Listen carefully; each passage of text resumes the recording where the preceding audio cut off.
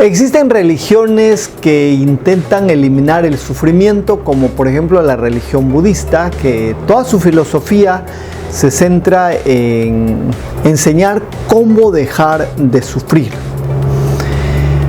También aquí en Latinoamérica ha existido un grupo evangélico. Pare de sufrir, pare de sufrir. En este momento voy a hacer una oración por usted.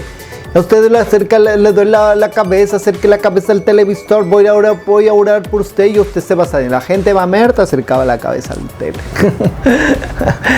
Y si le doy la barriga, acerque la barriga al televisor, voy a orar por usted y usted se va a salir. La gente acercaba la barriga al televisor. Y si tenías hemorroides, imagínate que es lo que tenía que hacer, ¿no? Ay, ay, ay, ¿no? Bueno, entonces y esto de pare de sufrir, al final se ha descubierto que era un coladero de dinero. Era evidente, pues, ¿no? Era evidente. Creo que hubo también lavado de dinero y todo eso. Pero es que no se entendió el Evangelio. Esa gente no ha entendido el Evangelio. El Señor no ha venido a decirnos cómo dejar de sufrir. No. Más bien Él en su vida asumió el sufrimiento y fue más allá del dolor y más allá del sufrimiento. Jesús sufrió desde el primer momento de su existencia, ¿no? Ni bien nace, es perseguido, tuvo que ir a vivir, su familia, José y María, tuvieron que ir a vivir a Egipto, allá, ¿no? Podemos pensar en la psicología de una familia perseguida. Luego, cuando ya muere Herodes, retorna José y María el niño y dice que se quedan precisamente en Nazaret porque reinaba en aquel tiempo Arquelao, el hijo de Herodes el Grande, ¿no? Entonces, por precaución se quedan a vivir allá en Nazaret. Y después de bien inicia su ministerio, los nazarenos intentan despeñarlo.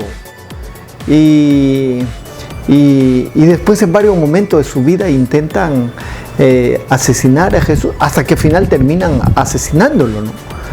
Hasta que al final terminan asesinándolo.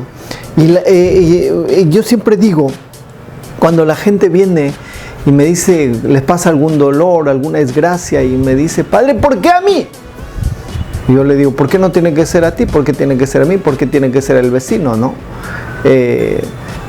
Si Jesús, el hombre más puro, más santo que sí sobre la faz de la tierra, sufrió tremendamente, ¿por qué nosotros no vamos a participar en su dolor? ¿No? Y Jesús, no hay nadie en la historia que haya sufrido más que Él. Él sufrió, dice San Alfonso, en todo su cuerpo, y es verdad, ¿no? Todo su cuerpo, su alma.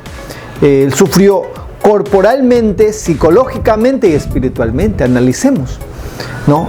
Cuando está ya en el huerto Getsemaní, sabemos que dice la Biblia que transpiró sangre.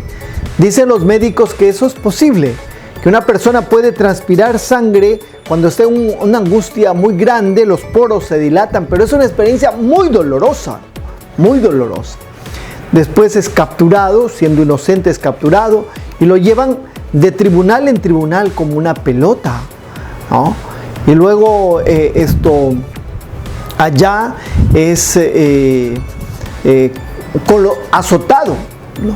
Los azotes, que en aquel tiempo los judíos daban 40 azotes menos uno,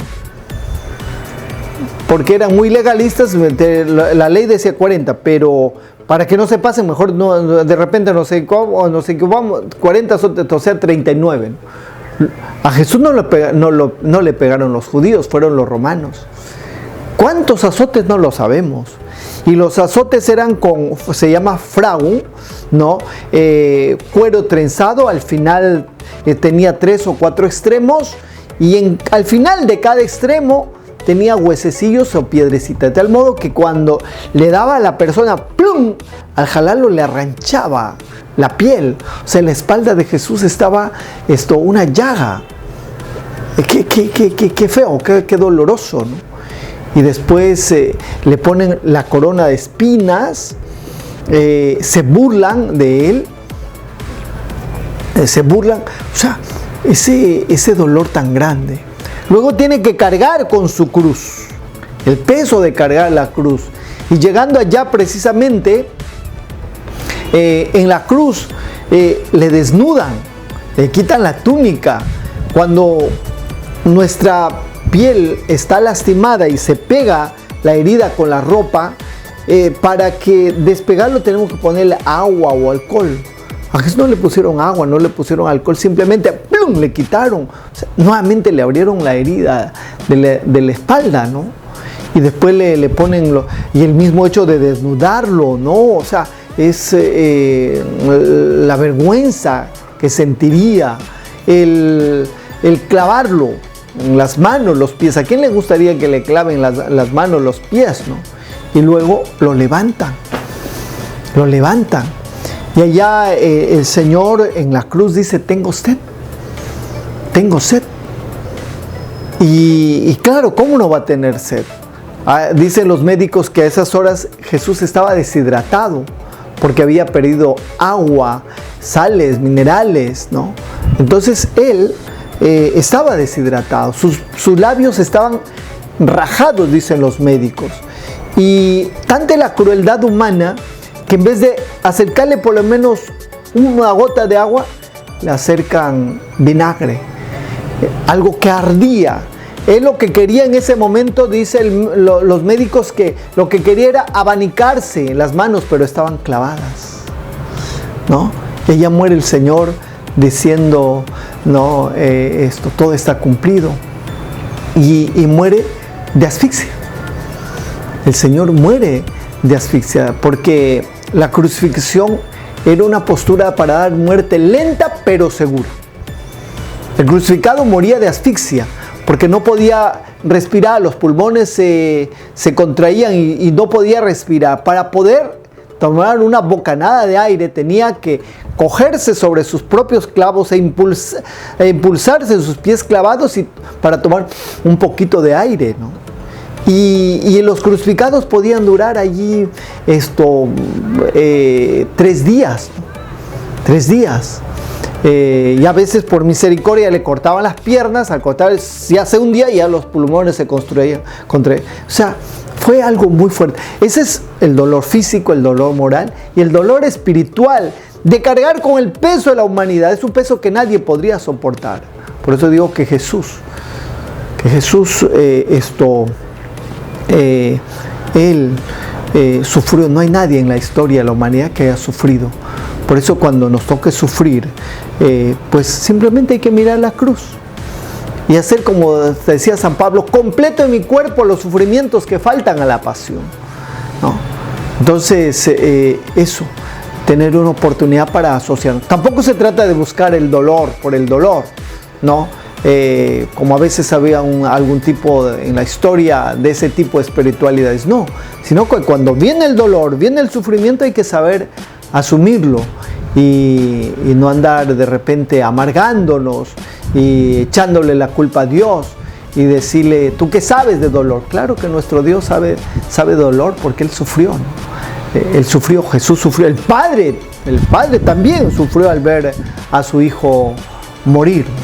Entonces, como le decía, Jesús no ha venido a enseñarnos cómo dejar de sufrir, sino que Él asume en su vida el dolor, el sufrimiento, y va más allá y nos ayuda a comprender que muchas veces el dolor y el sufrimiento también trae cosas buenas, ¿no? Trae cosas buenas. A final de cuentas, la vida también viene con el dolor. La vida a veces brota curiosamente del dolor. Vamos a pedirle en este día al Señor para que nos conceda esa gracia de tener una mirada optimista, una mirada positiva frente al dolor y al sufrimiento, y que tengamos la sabiduría de asociar nuestro dolor y nuestro sufrimiento a la pasión de Cristo. Padre nuestro que estás en el cielo, santificado sea tu nombre, venga a nosotros tu reino, hágase tu voluntad en la tierra como en el cielo. Danos hoy nuestro pan de cada día, perdona nuestras ofensas, como también nosotros perdonamos a los que nos ofenden. No nos dejes caer en la tentación y líbranos del mal. Dios te salve María, llena eres de gracia, el Señor es contigo. Bendita eres entre todas las mujeres, bendito es el fruto de tu vientre Jesús. Santa María, Madre de Dios, ruega por nosotros pecadores, ahora y en la hora de nuestra muerte. Amén. Gloria al Padre, al Hijo, al Espíritu Santo, como era en el principio, ahora y siempre, por los siglos de los siglos. Amén. El Señor esté con ustedes. Y la bendición de Dios Todopoderoso, Padre, Hijo y Espíritu Santo, descienda sobre ustedes y les acompañe siempre. Amén. Un fuerte abrazo.